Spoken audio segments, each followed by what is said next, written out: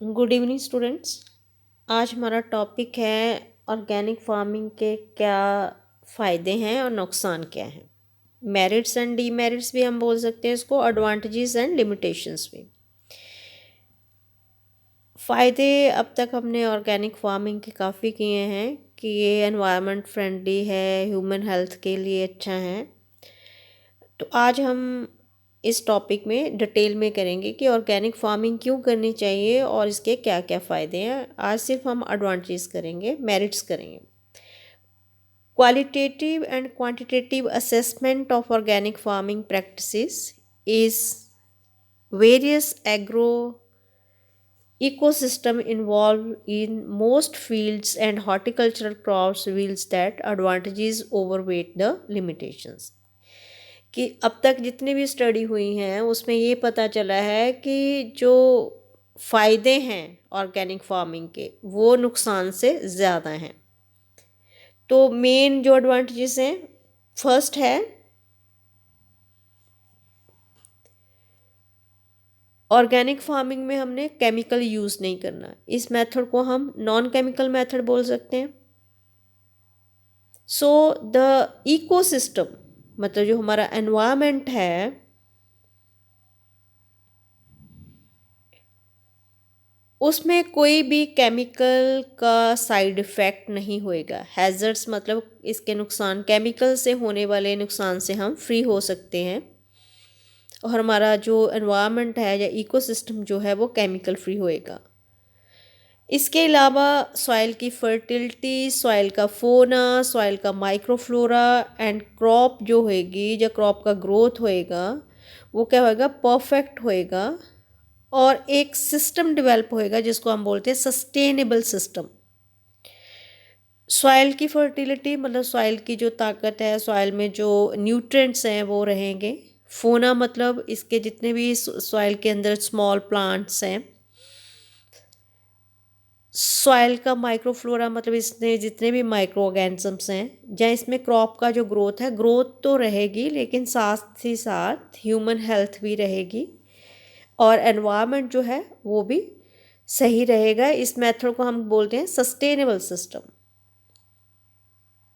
Human health के ऊपर chemicals का इफेक्ट, एनिमल की हेल्थ के ऊपर केमिकल का इफेक्ट, क्रॉप के ग्रोथ के ऊपर एनिमल्स का केमिकल्स का इफेक्ट, या फिर नेचुरल प्रीडेटर्स जो होते हैं, जो नेचर ने हमें अच्छे वाले इंसेक्ट्स दिए हुए हैं, पेस्ट दिए हुए हैं, जो किसान के मित्र कीड़े हैं उनके ऊपर केमिकल्स का इफेक्ट, माइक्रोब्स जो हैं, जो अच्छे माइक्रोब्स हैं उनकी एक्टिविटी के ऊपर केमिकल का इफेक्ट जो है, या फिर availability of nutrients are completely obviated मतलब ये सारी चीज़ें जो हैं केमिकल के इफेक्ट से दूर हो जाएंगी या केमिकल का इनके ऊपर कोई इफेक्ट नहीं होएगा, इनका केमिकल के साथ कोई रिलेशनशिप नहीं रहेगा। सो इनका कोई भी इसके ऊपर साइड इफ़ेक्ट नहीं होएगा ह्यूमन हेल्थ के ऊपर, एनिमल हेल्थ के ऊपर, क्रॉप के ग्रोथ के ऊपर, माइक्रोब्स के ऊपर, मित्र कीड़ों के ऊपर या फिर न्यूट्रिएंट्स के ऊपर।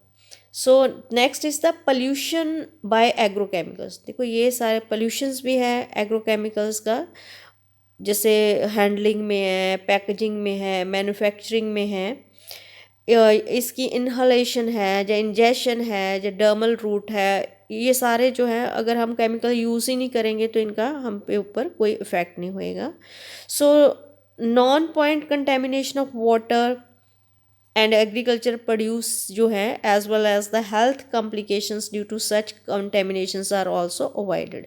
इससे क्या होएगा, या जो पानी है, पानी देखो आप हमने केमिकल जो है, केमिकल फर्टिलाइज़र है जो अपने खेतों में अप्लाई किया है, उसकी जो पर लोकेशन होएगी, पर लोकेशन मतलब वो ट्रिकल होके सॉइल की लेयर में से कहाँ जाएगा, हमारा ड्रिंकेबल वाटर में, जिसको हम बोलते हैं पोर्टेबल वाटर। जो पोर्टेबल वाटर है उसको क्या ये करेगा, ख़राब करेगा। इसके अलावा जो ये जो पानी है दोबारा से जो हमारी फसल है वो अब्जॉर्ब करेगी तो नेचुरली हमारा जो प्रोड्यूस है उसके अंदर आएगा, एग्रीकल्चर प्रोड्यूस में, या फसल के अंदर या फ्रूट के अंदर या सीड के अंदर आएगा।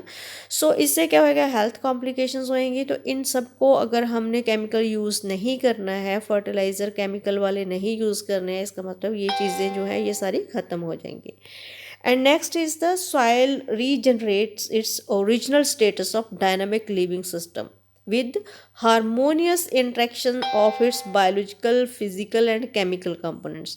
सॉइल के अंदर देखो एक बहुत अच्छा बैलेंस है, नेचर ने एक बैलेंस दिया हुआ है जिसमें biological, physical and chemical components के अंदर एक एक्टिविटीज़ हैं।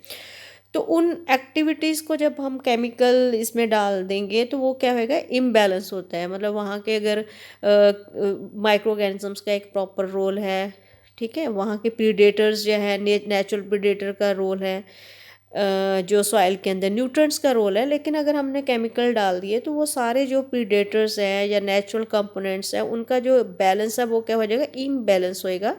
तो वहाँ पे जो हारमोनियस जो इंट्रैक्शंस हैं, ठीक है, बायोलॉजिकल जो इंट्रैक्शंस है वो सारी क्या हो जाएंगी, ख़त्म हो जाएंगी। तो इससे क्या होएगा, सॉइल जो है वो ख़राब हो जाएगी। तो लेकिन अगर हमने केमिकल नहीं यूज़ किए, हम ऑर्गेनिक फार्मिंग कर रहे हैं, तो जो सॉइल का ओरिजिनल स्टेटस है उसको हम मेंटेन करके रखेंगे। So as the soil organic matter is improved, the porosity, infiltration and structure of the soil is drastically improve करती है। जैसे जैसे हमारा हमने ऑर्गेनिक फार्मिंग की है, उसके अंदर हमने देखो ऑर्गेनिक फार्मिंग में हम क्या यूज़ कर रहे हैं, ऑर्गेनिक फार्मिंग में हम जो यूज़ करना है, हमने ऑर्गेनिक फार्मिंग में हमने यूज़ करनी है फर्टिलाइज़र्स, वो वाली फर्टिलाइज़र्स जो कि बायो फर्टिलाइजर्स है। बायो फर्टिलाइजर्स का मतलब क्या है, वो माइक्रो ऑर्गेनिज्म से बनी हुई हैं। अगर वो माइक्रो ऑर्गेनिज्म से बनी हुई हैं तो हमारी सॉइल के अंदर क्या इंक्रीज़ करेगा, सॉइल का हम इंक्रीज़ होएगा, सॉइल में क्या इंक्रीज़ होएगा, ऑर्गेनिक मैटर। अगर सॉइल में ऑर्गेनिक मैटर इंक्रीज़ होएगा तो दैट मीन्स जो सॉइल की पोरोसिटी है, मतलब जो हमें एक प्रॉपर पोरोसिटी चाहिए होती है सॉइल की, वो इम्प्रूव होएगी। और साथ के साथ जो infiltration and structure of soil की, जो सॉइल की लेयर्स हैं, जो उसमें पर्कुलेशन ऑफ वाटर की एक्टिविटी है, वो क्या है, वो हमेशा अच्छी तरह से इम्प्रूव होती रहेगी। और इम्प्रूव होने से सॉइल जो है वो क्या रहेगी, फर्टाइल रहेगी। So these are the different types of what we will say, these are the different types of the advantages that we can that is are available in the help in the better moisture conservation and would reduce the erosion loss। और इससे erosion भी नहीं होएगा और जो moisture की conservation है वो भी बेटर होएगी, ठीक है। तो ये सारे फ़ायदे हैं। अब 3 फ़ायदों को अगर हम समराइज़ करेंगे तो पहला हमने क्या किया है कि अगर हमने ऑर्गेनिक फार्मिंग की है तो इसका मतलब हमने नॉन केमिकल मेथड यूज़ किया है, हमने केमिकल बिल्कुल यूज़ नहीं किया। अगर केमिकल नहीं यूज़ हमने किया है तो उससे क्या होएगा, जितने भी केमिकल से एनवायरनमेंट को होने वाले नुकसान है वो सारे ख़त्म हो जाएंगे। तो इसके साथ साथ हम सॉइल की फर्टिलिटी को, सॉइल के फोना को, सॉइल के माइक्रोफ्लोरा को और क्रॉप के ग्रोथ को जो है हम एक सस्टेनेबल सिस्टम की तरफ लेके जाएंगे। सस्टेनेबल सिस्टम की मतलब है कि एक ग्रोथ भी होगी और साथ के साथ एनवायरनमेंट जो है उससे भी इम्प्रूव हम कर पाएंगे, नेचर के रिसोर्सेज को भी मेंटेन कर पाएंगे। और इसके अलावा ह्यूमन हेल्थ के ऊपर, एनिमल हेल्थ के ऊपर, क्रॉप के ग्रोथ के ऊपर, मित्र कीड़ों के ऊपर, माइक्रोबियल पॉपुलेशन के ऊपर जो है, या न्यूट्रिएंट्स के ऊपर कोई भी जो है हार्मफुल इफेक्ट केमिकल का नहीं होगा। देन इज़ द जो भी पोल्यूशन है जो एग्रोकेमिकल्स से हो रहा है उससे क्या हो रहा है, जो जितना भी पोल्यूशन है वो क्या हो जाएगा, जो हैंडलिंग, पैकिंग, एप्लीकेशन, इन्हलेशन, इंजेक्शन या डर्मर रूट के थ्रू जो है ये सारे जो इसके साइड इफ़ेक्ट्स है केमिकल्स के वो सारे ख़त्म हो जाएंगे। और वाटर में जो हमारे ड्रिंकेबल वाटर या पोर्टेबल वाटर में जितने भी केमिकल्स हैं उनको हम अवॉइड कर पाएंगे। और ये जो हमारे प्रोड्यूस है, मतलब जो भी हमारी क्रॉप है या फ्रूट है या सीड है उसके अंदर हमें केमिकल्स जो है नहीं मिलेंगे, हमें खाने के साथ टॉक्सिन नहीं मिलेगा। And then is the last one, जो थर्ड है, उसमें क्या है कि जो सॉइल है उसकी जो एक हेल्थ है, एक हम सॉइल की फर्टिलिटी जिसको बोलते हैं, या सॉइल की हेल्थ को हम मेंटेन कर पाएंगे ताकि इसके अंदर जितने भी बैक्टीरिया हैं, वायरसेस हैं, फंगस हैं, एल्गी हैं या स्मॉल प्लांट्स हैं जिनमें एक हारमोनियस रिलेशनशिप है biological, physical and chemical components का, उसको हम मेंटेन कर पाएंगे। So as the soil organic matter is improved और जैसे जैसे ऑर्गेनिक फार्मिंग हम करेंगे सॉइल का ऑर्गेनिक मैटर जो है वो इम्प्रूव होता जाएगा, और उससे क्या होएगा, सॉइल की पोरोसिटी, इन्फिल्ट्रेशन एंड स्ट्रक्चर जो है वो इम्प्रूव होती रहेगी। सो इससे हमें मॉइस्चर जो सॉइल के लिए चाहिए उसकी कंजर्वेशन जो कंजर्व कर पाएंगे हम, और इरोजन जो सॉइल का इरोजन है वो भी कम हो जाएगा। So these are the main advantages that we can maintain with the help of organic farming. So next advantages we will learn in the next lecture. Anything is not clear, please feel free to talk to me. Thank you.